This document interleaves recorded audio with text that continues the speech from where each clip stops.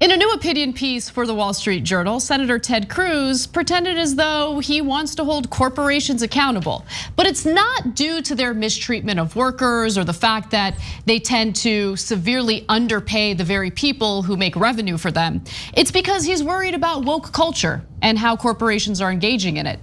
It's titled, "Your Woke Money is No Good Here," where Ted Cruz pretends as if he's not gonna take corporate PAC money. He argues that corporations have taken advantage of Republicans for too long. "I won't take their PAC dollars anymore," says Cruz.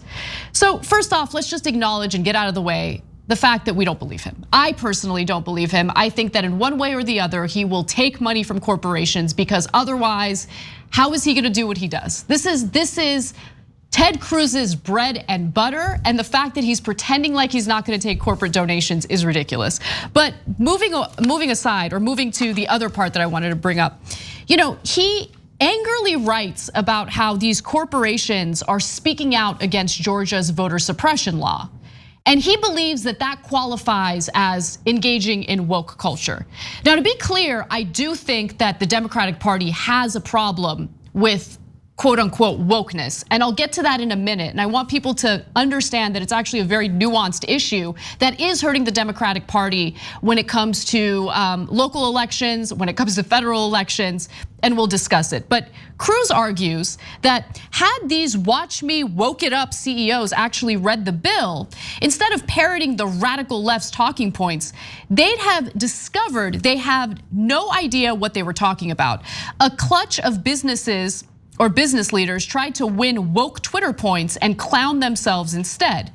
Now, obviously none of this is true. Corporations, after being pressured to speak out, actually did say that the voter suppression law in Georgia is a problem, and it is a problem. The voter suppression law specifically expands voting in areas that are typically voting in favor of Republican candidates. But when it comes to the more urban areas where you see a larger percentage of the African American vote, they've actually limited voting, including limiting the number of mail-in or drop boxes for mail-in voting. Now, he also says this is the point in the drama when Republicans usually shrug their shoulders, call these companies job creators, and start to cut their taxes. Not this time.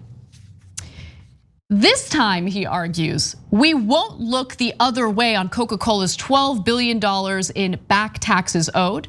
This time, when Major League Baseball lobbies to preserve its multi-million-dollar antitrust exception, we'll say no thank you. This time, when Boeing asks for billions in corporate welfare, we'll simply let the Export-Import Bank expire.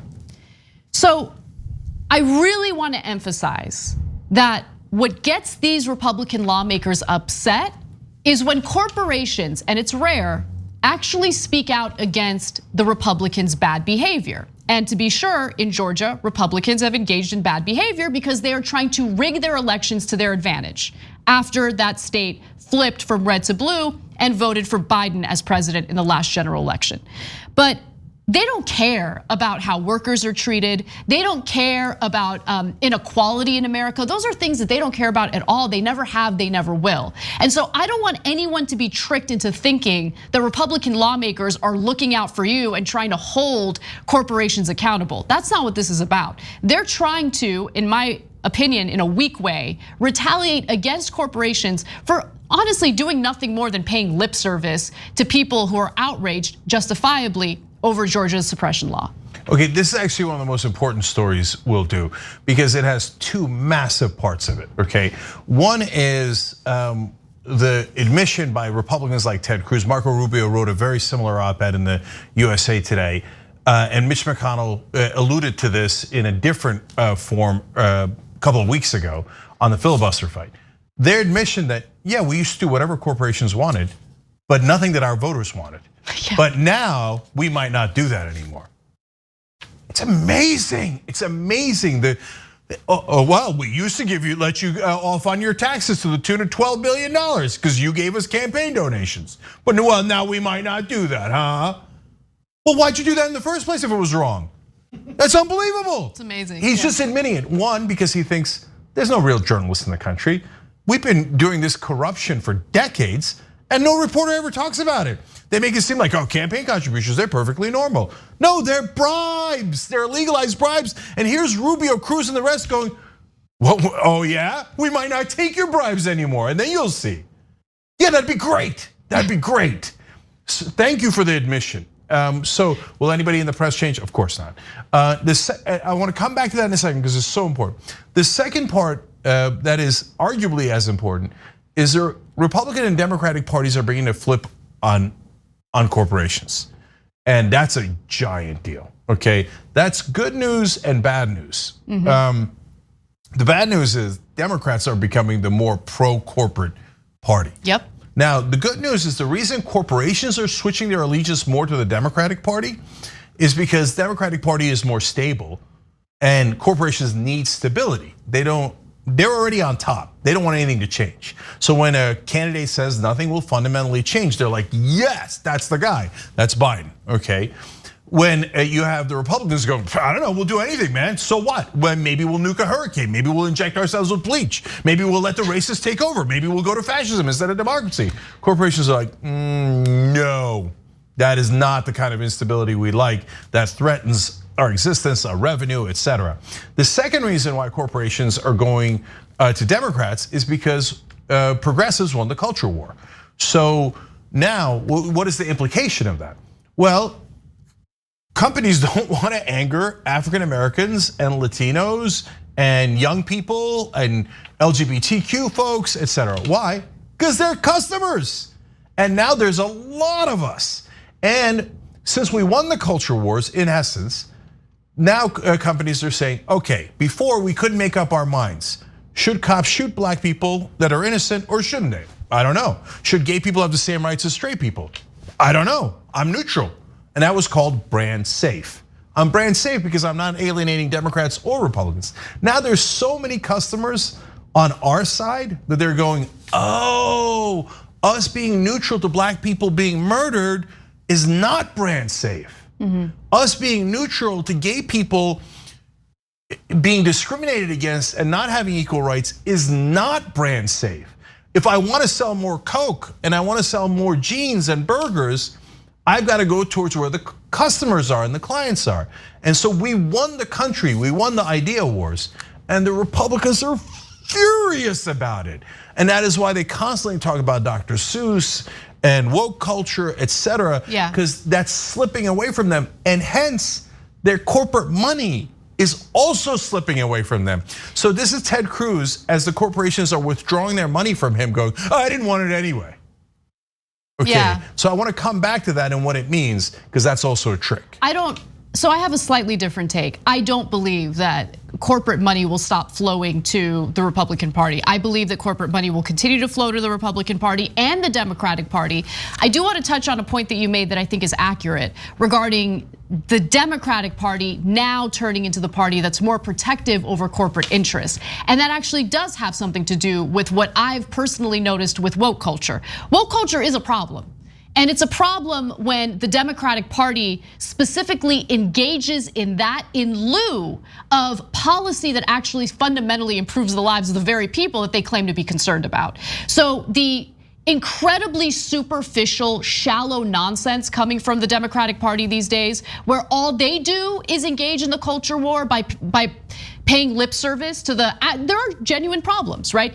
They'll talk about Black Lives Matter, they'll paint Black Lives Matter in front of Trump Tower in New York, but that's where it stops, that's where it ends. They don't go further than that. They don't actually champion policy that fundamentally improves the lives of the very people they're pretending to care about. And yes, I'm using the word pretend because much like the GOP, which dives into the culture war in order to deflect and avoid talking about economic policies that improve people's lives, Democrats do the same thing. They've got their own flavor and we need to be real about it. So they not only do that, they provide an opportunity for GOP lawmakers to attack them, sometimes attack them legitimately when they decide that they just want to go around, doing the PC finger wagging as opposed to doing things that, again, would fundamentally improve the lives of the people that they claim to care about, right? So that's my take on woke culture. I know that people get real uncomfortable with it because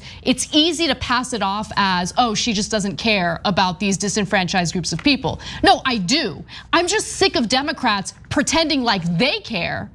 They don't pass policies that improve people's lives. They don't fight for policies that improve people's lives. Instead, they spend all day on Twitter tweeting about what they would like to do to protect people or what they would like to do to make people's lives better. Well, then go out there and do it. I don't want to hear your tweets about cisgender this or the right wording to use for that. Like, no, I'm not interested. Do your jobs. I'm tired of the nonsense like posturing and theater on social media. Yeah, so on that note, look, part of the identity politics that Democrats play, and yes, we're the most honest news show in America. We tell you exactly what's wrong with both the Republican and Democratic parties. The identity politics they play is, hey, I have a black person, I have a LGBTQ person, I have, you name it, a Muslim person, etc. I've got all my identities covered. And they're all telling you that corporations are awesome. Yeah, that doesn't do it. Who cares? I don't care that you found 7 people to use as fronts, right? Fox News does that. That's the oldest trick in the book.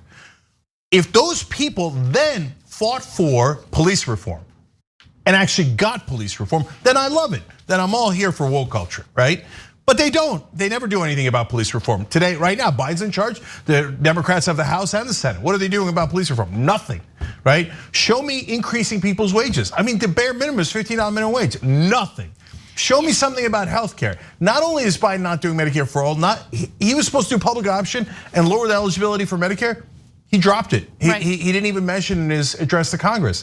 So the reason we're mad about the so-called woke culture of the Democrats is not because it's wrong to represent black people and Latinos and all these other groups. It's because we want you to actually represent them instead of pretending to represent them and putting a good face on it, and then tricking everybody into voting for you and then doing nothing. The fight for a minimum wage hike to $15 an hour is actually a perfect example because when you look at the demographic that's overrepresented in the minimum wage jobs, it's women of color. It's women of color. So the Democratic Party will claim that they care about equality for women. Oh, there's a wage gap, there's a wage gap. They'll claim that they care about ensuring that there's actual equality, earning power for black people, for Latinos, for brown people. But then when push comes to shove, when they have the opportunity to implement the very policies that would significantly improve these people's lives, they back out. They go on Twitter and talk about how they need to do it, but then they don't do it. And so no cookies for you. You don't get cookies by talking about how you know what you need to do to improve people's lives. You only get the cookies when you actually do it, and they haven't done it. Yeah, and it's all a trick, guys. I mean, look, Reverend William Barber is just a moral giant in this country. He's out of North Carolina, he's a wonderful preacher, and he has access to politicians, etc. And the minute Biden got into office, he did what everybody promised to do. He held him accountable. He said, you said $15 minimum wage, you're not doing it. Kamala Harris, I love you. And they talk, but you said you do $15 minimum wage and you have the power to do that. You have the power to overrule the parliamentarian and you're not doing it.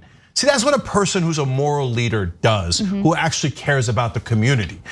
People who don't actually care put out other folks that look like the people that they care about or claim to care about, and they say, good enough, I'm not actually doing the substance. All right, but I've got to tell you the other part of it as quickly as I can. So when Ted Cruz says he's not taking the corporate PAC money, that's a good development.